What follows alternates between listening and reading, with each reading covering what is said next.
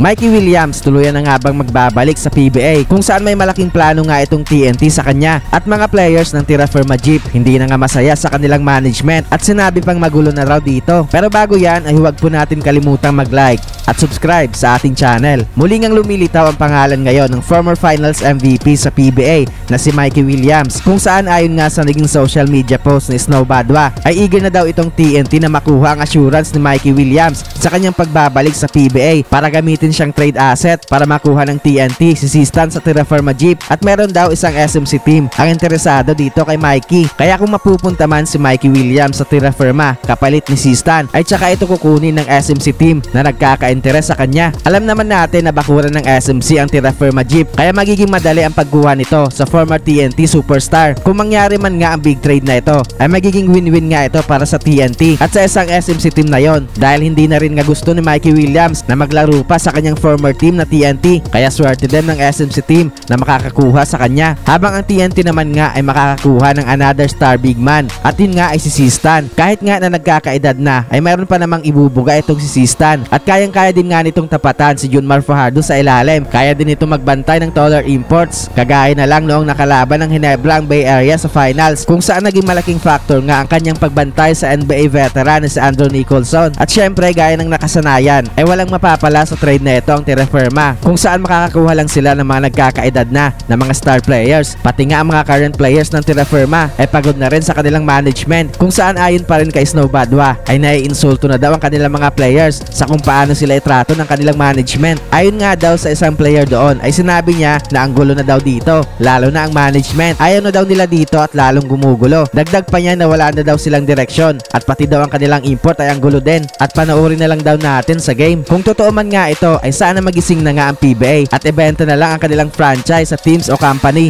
na gustong manalo. Dami na din nga itong history ng Terra Firma regarding sa pag-trade nila sa kanilang mga top picks at star players papunta sa bigating SMC teams. Kaya hindi ko na rin masisisi ang kanilang mga current players na napapagod na sa kanilang magulong sistema. Akalain mo na meron na silang winning team dati kana Stephen Holt, Isaac Go at Javi Gomez Diliano kasama si Nawami Chongson at Glenn Cahilig. Pero anong ginawa ng Terra Firma? Sinabotahin nila ang sana core players na nila at tingnan mo ngayon wala na dyan si Nago, Javi at Holt. Yun na sana ang kanilang mga core players. At sabi pa nga ng dating commissioner na si Comnoli na i-build nila ang kanilang team sa mga core players na yon at protektahan daw nila ang mga players nila sa mga bigating SMC teams na nagkaka-interest sa player nila. Konting addition na lang sana ng mga players para maging playoff contender ang Terra Firma during the time. Pero ayun, sinayang lang ng Terra Firma Jeep kaya wala na tayong magagawa. Sana nga ay magising na ang PBA. Yun lamang po para sa video ito. Huwag po natin kalimutan mag-like at subscribe sa ating channel.